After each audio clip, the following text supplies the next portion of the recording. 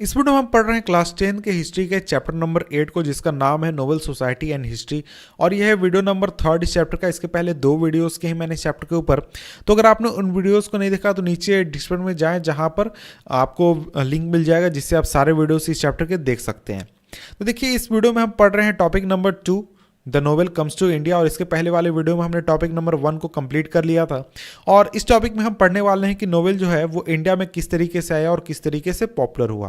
तो देखिए, यहाँ पर सिंपली कहा जा रहा है इस पूरे पैराग्राफ में कि देखिए, जो नोवेल है वो इंडिया में ऐसा नहीं है कि पहली बार आया और उसके साथ कहानियां लिखना पहली बार शुरू हुआ। नोवेल के आने से पहले भी इंडिया में कहानियां लिखी जाती थी। फॉर एग्जांपल, जैसे बाणभट्ट का जो कादम्बरी है जो संस्कृत में लिखी गई थी 7th सेंचुरी में, या फिर पंचतंत्र को देख ले, या फिर आप उर्दू और पर्शियन में जाएं तो वहाँ पर दास्तान लिखे जाते थे, जिसमें कि आपको एडवेंचर या फिर हीरोइंस से रिलेटेड आपको कहानियाँ देखने को मिल जाती हैं। लेकिन ये जो राइटिंग्स थे, ये इन राइटिंग्स का जो राइटिंग फॉर्म था या फिर और भी जो चीज़ें थी वो नोवेल से काफ़ी अलग थे। और इस सिंपली अगर हम कहें तो ये नोवेल से काफ़ी अलग थे। और नोवेल को अगर हम देखें तो नोवेल को सिंपली हम मॉडर्न लिटरेचर का फॉर्म कहते हैं। तो देखिए, नोवेल से ये काफ़ी अलग थे। और जिस रूप में आज हम कहानियाँ पढ़ते हैं या फिर नोवेल पढ़ते हैं, उस रूप में ये चीज़ें नहीं लिखी जाती थी। और अगर हम नोवेल की बात करें तो जो नोवेल है उसका मॉडर्न फॉर्म इंडिया में डेवलप हुआ या फिर आया 19th सेंचुरी में। और इसका सबसे बड़ा रीज़न ये था कि देखिए, जो इंडियंस थे वो जब वेस्टर्न नोवेल से फैमिलियर हो, उसको उन्होंने देखा, पढ़ा, उसके बारे में जाना, तब जाकर वो नोवेल से परिचित हुए और नोवेल के बारे में उन्होंने जाना।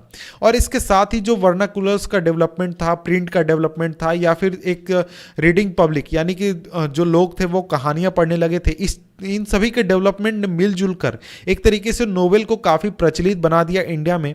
और लोग जो थे वो नोवेल के प्रति आकर्षित हुए। और अगर हम इंडिया की बात करें तो इंडिया के जो अर्लीस्ट नोवेल्स थे वो आपको बंगाली और मराठी में लिखे गए थे। और अर्लीस्ट जो मराठी में नोवेल लिखे गए थे उसमें वो था आपका बाबा पद्म जी का यमुना पर्यटन, जो कि 1857 में लिखा गया था। ये एक सिंपल स्टाइल में लिखा गया था। और इसमें आपको जो विधवा महिलाएं होती हैं उनकी क्या परेशानियां होती हैं, उनके दुख को दिखाया गया था। और इसके बाद एक और नोवेल आई जो लिखी गई थी लक्ष्मण मोरेश्वर हाल्बे द्वारा, और ये थी मुक्तमाला। ये रियलिस्टिक नोवेल नहीं थी, ये एक तरीके की इमेजिनरी रोमांस हम कह सकते हैं नोवेल थी, जिसमें कि मोरल पर्पस भी इंक्लूडेड था। इसके बाद यहाँ पर हम बॉक्स 3 को देख लेते हैं। बॉक्स 3 में कुछ इसी से रिलेटेड जानकारी यहाँ पर दी गई है। तो देखिए, यहाँ पर कहा जा रहा है कि सभी जो मराठी नोवेल्स थी वो रियलिस्टिक नहीं थी। फॉर एग्जाम्पल, नरो सदाशिव ऋषभ द्वारा लिखी गई जो मंजू घोष थी, जो कि 1868 में लिखी गई थी, इसमें काफ़ी ऑर्नामेंटल स्टाइल को इंक्लूड किया गया था। काफ़ी उसमें मतलब एक तरीके से फैंटेसी टाइप में नोवेल को लिखा गया था, जिसमें कि आपको बहुत सारे अमेजिंग इवेंट्स आपको देखने को मिल जाएंगे।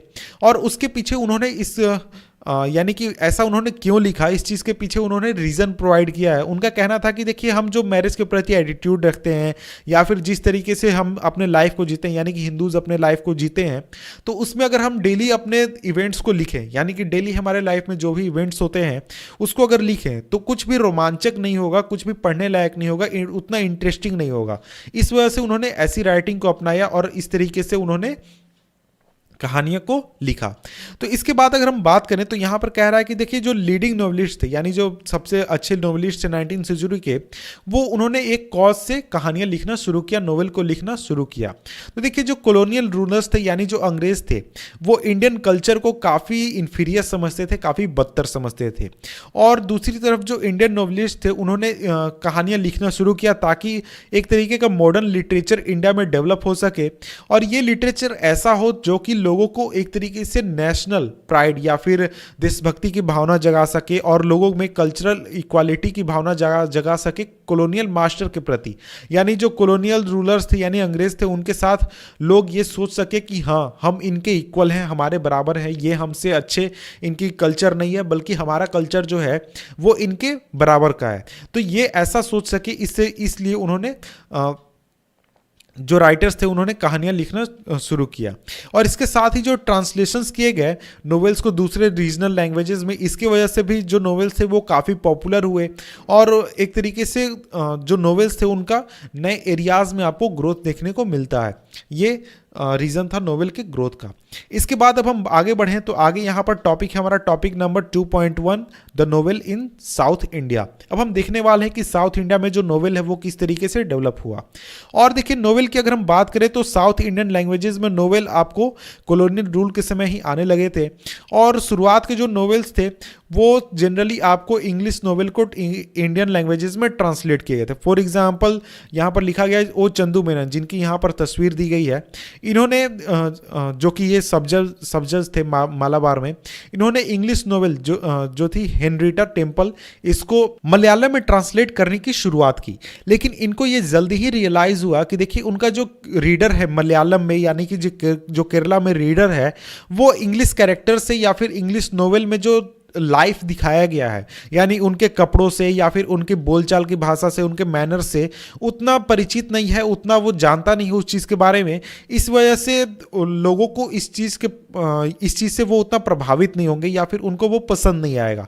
तो इसलिए जो डायरेक्ट ट्रांसलेशन था इंग्लिश का, उनको काफ़ी बोरिंग लगा कि ये उतना अच्छा आइडिया नहीं है। तो इसलिए उन्होंने इस आइडिया को छोड़ दिया और इसके बदले उन्होंने मलयालम में अपनी ही स्टोरी लिखी, जो कि एक तरीके से उसी पैटर्न पर बेस्ड थी जो इंग्लिश नोवेल बुक्स में देखने को मिलती है, उसी पैटर्न पर बेस्ड थी। और ये जो इनकी नोवेल थी इसको कहा गया इंदु लेखा, जो कि पब्लिश हुई थी 1889 में, और ये फर्स्ट मॉडर्न नोवेल थी मलयालम की। तो इसके बाद अगर हम आगे बढ़ते हैं तो आगे यहाँ पर आंध्र प्रदेश की बात की गई है। तो देखिए आंध्र प्रदेश की अगर हम बात करें तो आंध्र प्रदेश की जो कहानी थी वो भी काफ़ी सिमिलर थी। एक व्यक्ति थे कंदुकुरी वीरेशलिंगम, इन्होंने ओलिवर गोल्ड स्मिथ की विकार ऑफ वेकफील्ड को तेलुगु में ट्रांसलेट करना शुरू किया, लेकिन इन्होंने जल्दी ही अपने प्लान को ड्रॉप कर दिया, अपने प्लान को छोड़ दिया उसी रीजन की वजह से, जिस रीजन से जो ओ चंदू मेनन ने अपने प्लान को छोड़ा था। और इसके बदले इन्होंने ओरिजिनल तेलुगु नोवेल लिखी जिसका नाम था राजशेखर करितामू 1878 में। तो इस तरीके से हमने आंध्र प्रदेश और जो आपका केरल था उसका एग्जाम्पल देखा, यानी कि साउथ का एग्जाम्पल देखा। इसके बाद आगे बढ़ते हैं तो आगे यहाँ पर इमेज दिया गया है पिकविक एब्रोड का, और ये जो इमेज है यानी कि ये जो पिकविक एब्रोड है ये एक नोवेल है जो कि लिखी गई है GWM रेनोल्ड्स द्वारा। और इसके बाद आगे अगर हम बढ़ें तो आगे हमारा नेक्स्ट टॉपिक आ जाता है टॉपिक नंबर 2.2। तो इस टॉपिक को हम पढ़ने वाले हैं नेक्स्ट वीडियो में, जिसका लिंक मैं आपको नीचे डिस्क्रिप्शन में दे दूंगा जब ये वीडियो बन जाएगा। और इसके साथ ही नीचे डिस्क्रिप्शन में आपको प्लेलिस्ट का भी लिंक है जिससे आप सारे वीडियोस इस चैप्टर के देख सकते हैं। तो मिलते हैं आपसे हम नेक्स्ट वीडियो में, तब तक के लिए गुड बाय।